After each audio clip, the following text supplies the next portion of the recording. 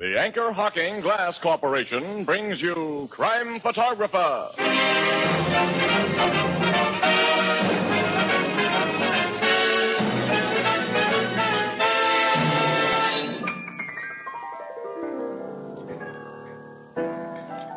Hey, Ethelbert. Oh, hello, Casey. What's Tony Marvin worrying about over there? Why, he's writing a holiday poem. And he's stuck for something to rhyme with Christmas stocking. But, Ethelbert, are you kidding?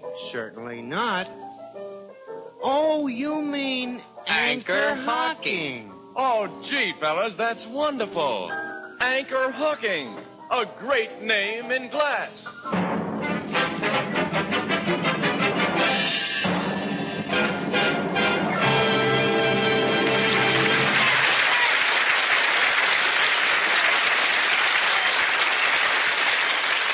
Good evening, ladies and gentlemen. This is Tony Marvin.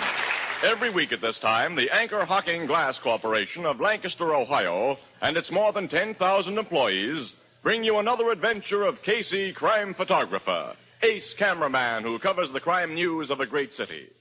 Written by Alonzo Dean Cole. Our adventure for tonight, Christmas shopping.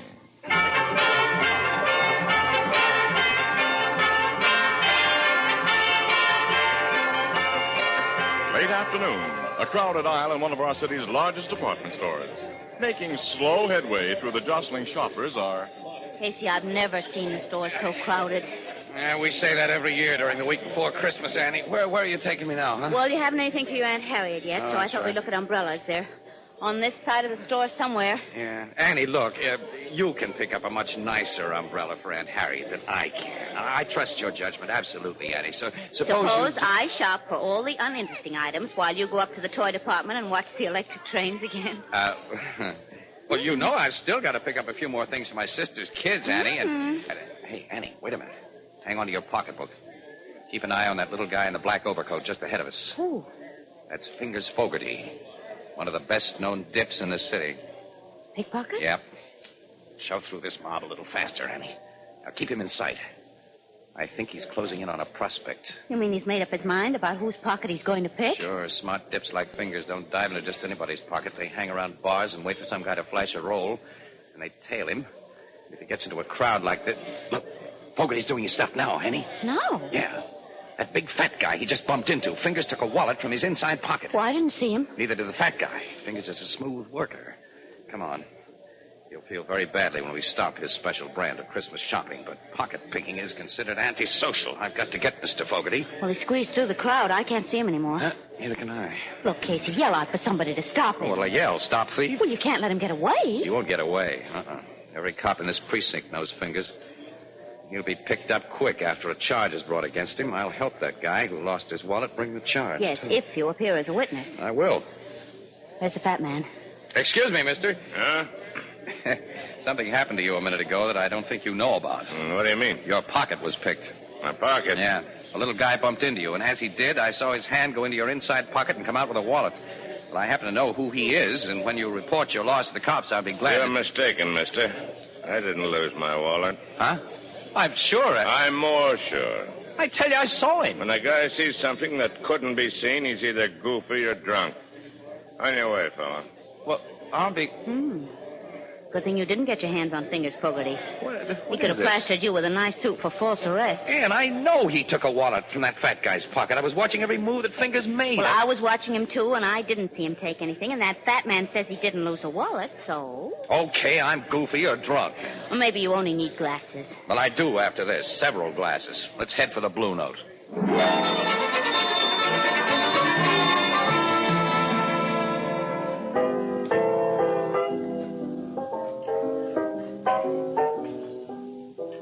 You and Casey get your Christmas shopping done this afternoon, Miss Williams? Well, I accomplished quite a lot, Ethelbert, but not Casey.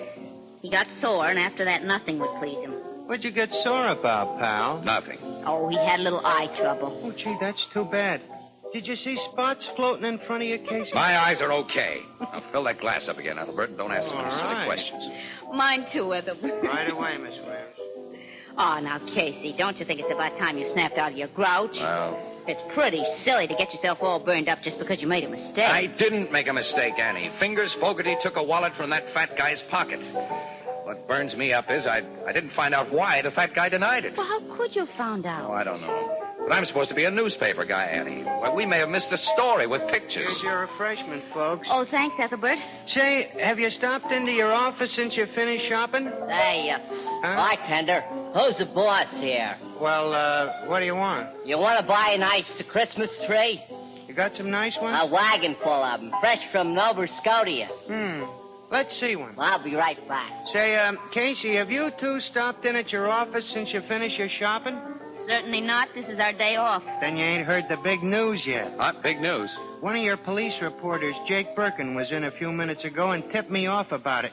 Gee, was all excited. What happened, Ethelbert? About half an hour ago, the cops arrested the kidnapper and murderer of Gregory Walters. They did? Where? Well, where'd they get him? Well, like you know, before the Walters family paid over that $50,000 ransom to the kidnapper, Yeah. the FBI made a list of the serial numbers on the bills, which they circulated all over the country. Of course, we know all that, Hey, Ethelbert. how's this tree, mister? Nice and bushy, huh? Let's see one a little No taller. taller, okay. Ethelbert, will you tell us about that kidnapper? Well, I'm getting to Well, it. come on. Well, a guy walks into a tavern over on 36th Street tonight, orders a drink, and hands a barkeep a $20 bill with one of them hot numbers on it. The barkeep checks the number, calls a cop, and when the cop searched the guy, he found about $500 more of the ransom dough in his Well, pockets. Ethelbert, who is the guy who had the ransom dough? The cops identified him Well, yet? they knew him as soon as they laid eyes on But him. Ethelbert, who is he? Please. Hey, is this tree big enough, mister? Let's see. Well, let's see one a little thicker around the bottom. Thicker around the bottom. Ethelbert, will you please Casey tell and us? I know him. He's always been a small-time crook, and I was surprised to learn he was mixed up with anything so big as kidnapping and murder. Oh, say, will you tell us? I am telling you. It's that little runt, Fingers Fogarty. Fingers Fogarty. Yeah, the dip. He had Walter's ransom dough on him? About $500, just like I said. Naturally, Fingers denies having anything to do with the kidnapping. He said he lifted the dough out of the pocket of a guy who was Christmas shopping in S.J. Franken's department store. Franken's? Around 4 o'clock this afternoon. Casey Franken. And that fat guy denied he's been robbed. Do you think he was the Oh, I one? can't see Fingers as a kidnapper. He's always been just a slimy little sneak thief. Hey, what's this about a fat guy, Casey? Annie, come on. We're going to tell Logan what happened in Franken's. Well, what did happen, Well, never Casey? mind. You'll hear it later, Ethelbert. So long. So long.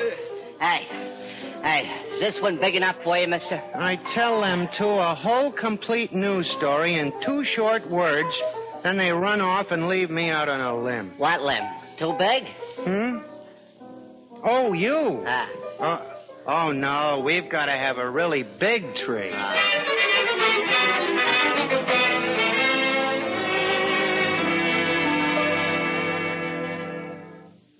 You think Fingers Fogarty may be just the victim of circumstances, Casey. Circumstances peculiar to his profession. Miss Williams and I have told you what happened, Logan. You can add it up. Captain, have you got anything on Fogarty outside of the $500 found in his pocket? And I did, Miss Williams. The joint he lives in is being searched, but we don't think he was chump enough to hide the rest of his ransom money there. If he lifted the 5 C's from that fat guy, he has no rest of the dough to hide. Now, look, Casey. Fingers Fogarty knows you pretty well, doesn't he? Yeah, sure, he knows me, certainly. Now, hasn't it occurred to you that he may have put on an act for your benefit? I don't get you. Now, let's assume that Fingers is the real kidnapper. It's been over a year since the ransom money was paid. Fingers has been careful. He hasn't tried to pass any of the 50 grand because he knows it's red hot. But now he figures the heat has died down, so he sends up a trial balloon. How do you mean trial balloon? Well, he's got a record as a dip, Miss Williams. He figures if he gets caught passing that dough, we'll believe that he lifted the money from a guy's pocket. And to cinch it, he acts like he's lifting it from a guy's pocket while Casey is watching him. He picked you for his star witness, pal. Logan, hasn't it occurred to you that the fat guy might have been sending up that trial balloon? Huh?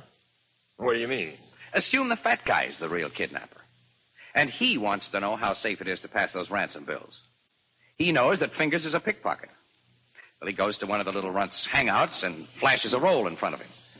And then he leaves the joint, saunters into a crowded store where it'll be easy for Fingers to work, and Fingers does exactly what's expected of him. That's a reasonable theory, Captain. Well, sure. If Fingers gets caught passing that dough, the kidnapper learns about it from the papers and continues to let the money cool off. Also, Fingers has a long record. You cops won't believe anything he tells you. You'll tag him as the Walters kidnapper, which will leave the real one sitting pretty. The only thing the real kidnapper didn't figure was that someone might see Fingers take his wallet. Well, maybe you got something there, Casey. You and Miss Williams have never seen that fat guy before? Mm-hmm. No, but we'll know him if we see him again, though. Definitely. Your description might fit 1,000 guys in this town. I want you two to go up to the record room and look at some pictures we've got in the files. Oh, great. That'll only take us about 4 or 5 hours, Logan. Oh, Casey. And this was to have been our night off.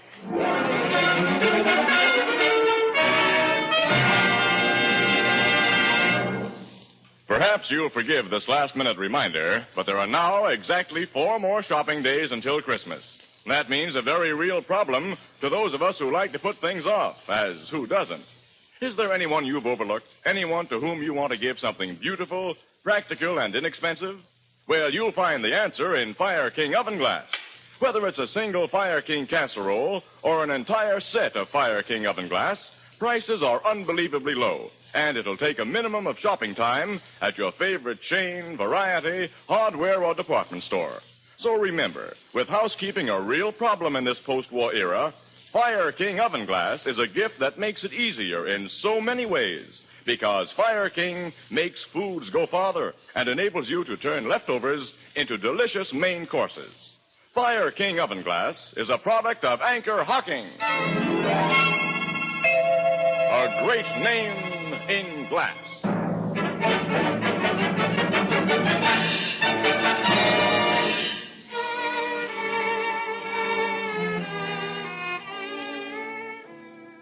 Oh, I don't recognize any picture here, Logan. Oh, me either. Oh, golly. Captain, why don't you have some good-looking crooks in your files? I'm going to have nightmares looking at pictures of so many ugly men. You should see the women. Logan, you know, there's one picture here that bothers me.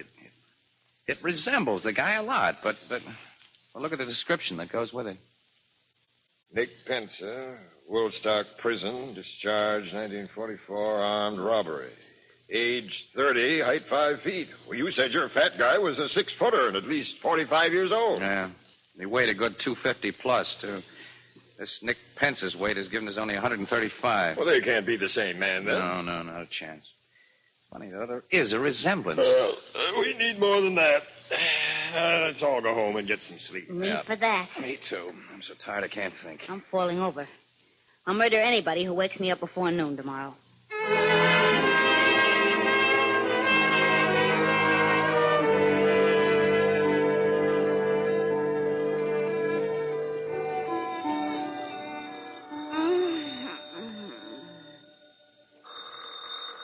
Oh, no, thank you. No, thanks.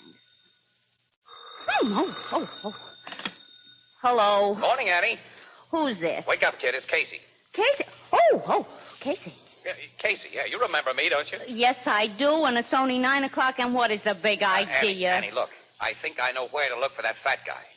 You do? I certainly do. The old bean wasn't working last night. But when I woke up a few minutes ago, I had it. The strong resemblance between that young half-pint crook, Nick Pencer, and our big, fat, 45-year-old guy can't be just coincidental, Annie. They must be relatives, maybe brothers. Mm-hmm. Go on. Well, I've looked in the phone book and found only one Pencer listed, John Pencer, contractor, who lives and does business out on Dudley Road. I thought you might like to drive out there with me and see what John Pencer looks like. Why don't you have the cops go out and look at him? But, Annie, you're not awake yet. Only you and I can identify that fat guy. Besides, if you and I find him, Annie, we get an exclusive. The cops are in on it. Every paper in town will have Well, I'm awake now, all right. Where'll I meet you? I'll be outside your door with a car in 15 minutes. Casey, I've got to dress. We'll make it a half an hour, then. We'll make it a full hour, and no sooner. Well, what are you going to dress, yourself or a Christmas tree? Listen, Annie, I can bathe, shave, and get into my clothes in 10 minutes. I put on underwear. Goodbye.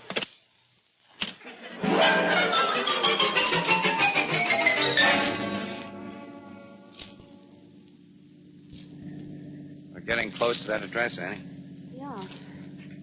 This isn't a very attractive neighborhood. No. John Pence, a contractor, can't be much of a concern. And John Pence, a contractor, may be no relation whatever to the Nick Pence in the police files. The name's very unusual, Ann. I have a hunch. Uh-oh. There's the place. Yeah. I'll stop here so we can look the joint over. Well, there's a concrete garage attached to the house with a good-sized truck inside and room for another. Concrete mixer in the workyard. Oh, Casey, established businessmen don't go in for kidnapping. I think we're on a wild goose chase. Annie, that guy coming out of the garage. What about him? He's just a skinny little... Annie, you need glasses and a more photographic memory. He's the man of that police picture. Of course, Nick Pence. Now I know my hunch was right. He's looking over here. Well, he's never seen us before, but I'll get rolling anyway. Now, how can we find out if he has a fat brother? Well, drop into one of these neighborhood stores and make a few inquiries. Then what? Well, how can I tell until I find out what I hope to find out? Annie, you're the darndest girl for asking questions. You really are. Now, let's stop there. Well, we'll stop here. We'll go into this little drugstore right here. The druggist usually knows everybody in the neighborhood. Come on. Okay, but I think it would be simpler and more sensible to make inquiries at the precinct police station. I don't want the cops in on this until we know where we stand. Here, let me do the talking. It's your party, wise guy. You handle everything. What can I do for you young people? Hello, Pop. We're going to have, what kind of ice cream soda do you want, Annie? If I must have an ice cream soda, chocolate. Chocolate. Same for me. 2 chocolate sodas. That's right. Oh, by the way, I'm looking for a party in this neighborhood by the name of Pencer. I imagine you know the family well. Pencer? Yeah. Never heard the name before. You never heard it? Change my order to raspberry. Yes, miss. 1 raspberry. I'm just a stranger here. Come down from upstate to handle this place while my son's away hunting. Maybe my granddaughter can tell you what you want to know. Say, Katie. Yes, Grandpa? Come here. Fella's looking for a party by the name of Penner. Penner? No, not Penner. Pencer. Oh, I know the Pencers. All of them. You do? That's swell. Eh? Mr. Pencil lives down the street. Uh-huh. Over his office. He's a contractor. What's he look like? Is he, He's Mr. Pence is short and skinny, and his first name's Nick. well, Nick Pence is not the contractor. Yes, he is. Ever since he got out of prison a couple of years ago. You say somebody's gone to prison, Katie? No, Grandpa. They've come out. That serves him right, then. The man's reformed now. Oh, that's bad, very bad. Grandpa's a little deaf. Yeah, I can see that. Sister, I understand that my friend, Nick, has a brother or a cousin. No. Maybe an uncle? No. Here's the sodas. Who gets your raspberry? He does. Here you are, mister. Thanks. And, Mr. Casey, you have earned it. Sister, you mean Mr. Nick Pencer has no relatives at all? He's got a sister and a nephew. Oh, that's a great help. How old's the nephew? About 10? No, ma'am. It's the funniest thing. Mr. Gus Pence is a lot older than his uncle. Huh? Mr. Gus is Mr. Nick's partner, I think. And he comes in here all the time. What does Mr. Gus Pencer look like? Well, he's tall and fat, and in the face he looks like Mr. Nick. Annie, give me that chocolate. You take the raspberry. Here's Mr. Gus now. Oh, Casey. He's our fat guy. Mr. Gus, these people were just asking about you. They're friends of Mr. Nick. Oh, that's bad. Is that so? He recognizes us, Casey. Yeah. Wasn't it lucky I dropped in here when I did to find friends of Nick's? Grandpop, go back to your back room and put me up 2 bits worth of turpentine. 2 bits worth of turpentine? Go along and help him, Sissy. He can never find anything. I'll show him, Mr. Gus. You two were asking about me. You've been told that we were. I noticed a car outside with a press sign on it. Yours? Yeah. And you were looking for me because of what you happened to see in Franken's yesterday. If I said no, you wouldn't believe me. Right. This hand in my pocket has a gun in it, mister. So do exactly as I tell you. Okay. Remember, and don't pull anything. Here's a bottle of terps. Thanks, Grandpa. Here's your 2 bits. Come on with me, folks. You said you wanted to pay Nick a visit. Casey. We got no choice, Annie. Right. So long, Grandpa. Say, ain't you folks going to finish your sodas? No, we lost our appetites. You didn't take even a sip of your raspberry, mister. That's what you think, sister. Get into your car. Both in the front seat. You drive, fella. I'll sit in back with this gat. Where'll I drive to? Just down the street to Nick's place. Mine. He and I are partners in everything. And he'll be tickled to see old friend.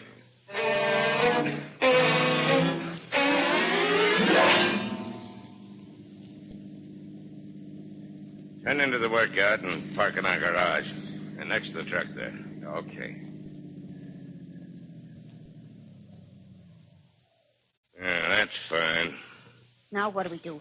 You and your boyfriend don't do anything, lady. And to make sure you don't... You hit Casey with your gun. And you get the shape. That'll keep the two of you quiet for a while. Nick! Yeah? What do you want, Gus? Come into the garage, quick. Okay. Whose car you got in there? You'll see. Come inside and help me close these doors. Okay. There.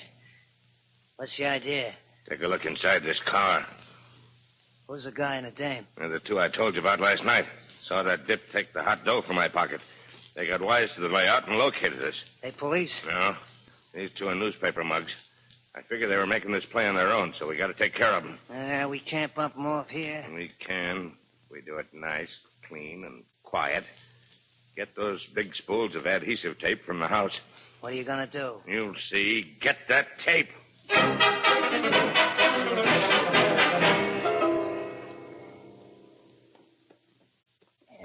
Yeah.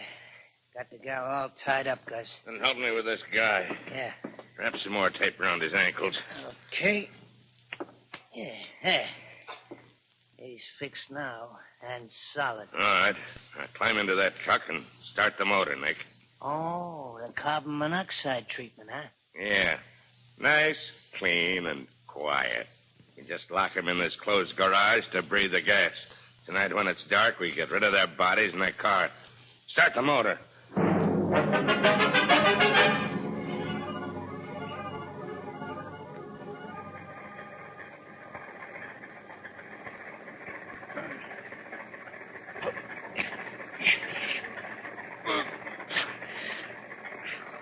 Ann, I worked the tape off my mouth against that fender. Nod your head if you're okay, kid. Good. I'm going to try to pull the adhesive tape off your wrists with my teeth. I'm getting lightheaded.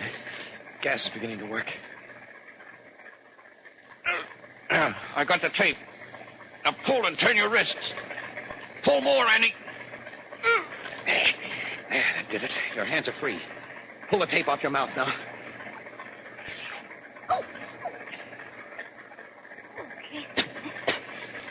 The gas. Keep your head down low, kid. Try to hold on. I will. Pull this tape off my hands. You better let me free my ankles first so I can get to that truck and shut off the motor. No. Free my hands. Those two guys may be just outside where they can hear. Yes, but if it keeps on running, we'll... If it doesn't keep on running, we'll have no second chance like this. Free my hands. All right. I've got the end loose. Pull now. There, does it.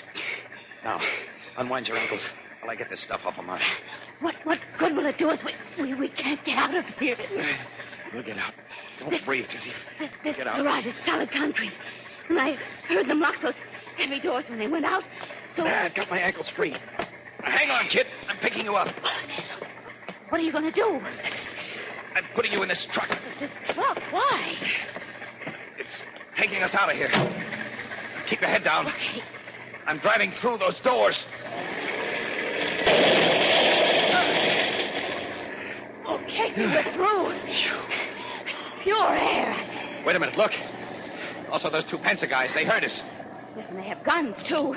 Step on the gas, Casey. Drive past them. Let's get away. I can't. You can't. What's the matter? Stall the motor. Duck, they're shooting.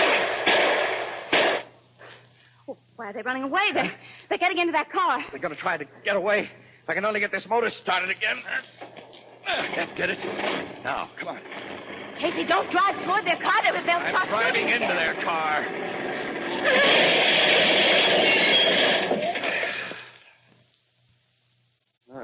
This 10-ton truck does a nice job when it hits a tin can like that. Oh, Casey. My nerves will never be the same again. I'll never recognize mine either. Come on, let's call City Desk. Get the cops out here so we can get to the Blue Note. I need another pair of glasses. The kind you fill.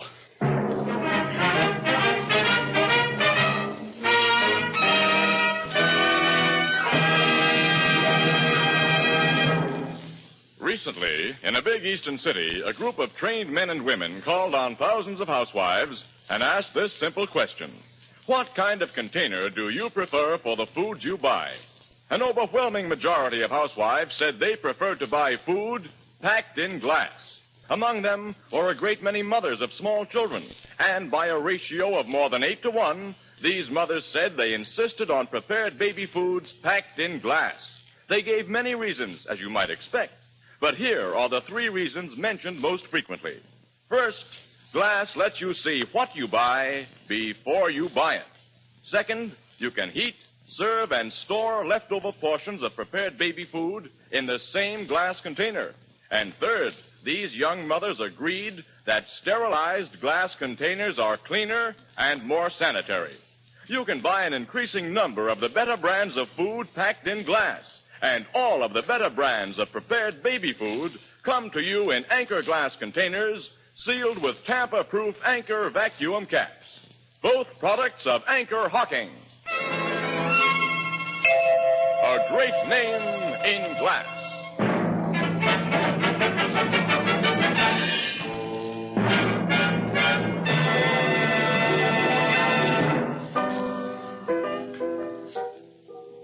You didn't kill them 2 kidnappers when you threw that truck at them, Casey? No, Ethelbert, no.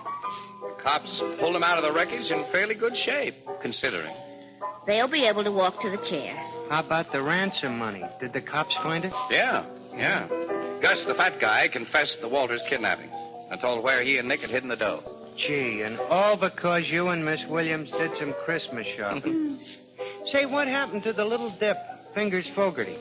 Well, in trying to clear himself of the kidnap and murder charge, Ethelbert, Fingers made so many admissions about his own specialty that the cops can keep him in jail until 1999. Gee, 1999, huh? Good heavens, Casey, what's that coming in the door?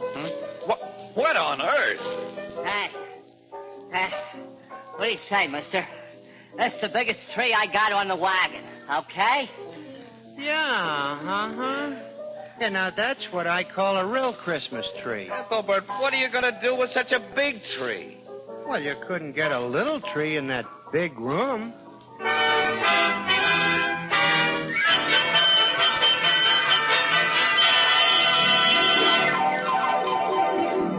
Crime Photographer, starring Stotts Cotsworth as Casey, is brought to you each Thursday at this time by the Anchor Hocking Glass Corporation, makers of Fire King Oven Glass. Anchor glass containers, Anchor caps and closures. All products of the Anchor Hocking Glass Corporation. A great name in glass.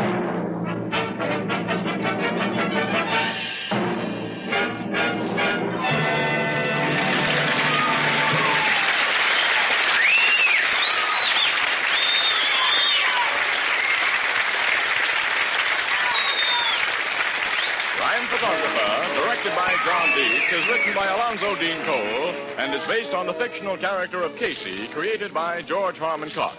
The original music is by Archie Bleyer, and the program features Miss Leslie Woods as Anne and John Gibson as Ethelbert. Herman Chittison is the Blue Note pianist. Thursday night on CBS is the biggest show in town, so stay tuned for exciting dramatizations on Reader's Digest Radio Edition, which follows immediately over most of these stations. Now, for our sponsor, the Anchor Hocking Glass Corporation, and all of us on the show, this is Tony Marvin wishing every one of you a joyful and happy holiday at this Christmas time.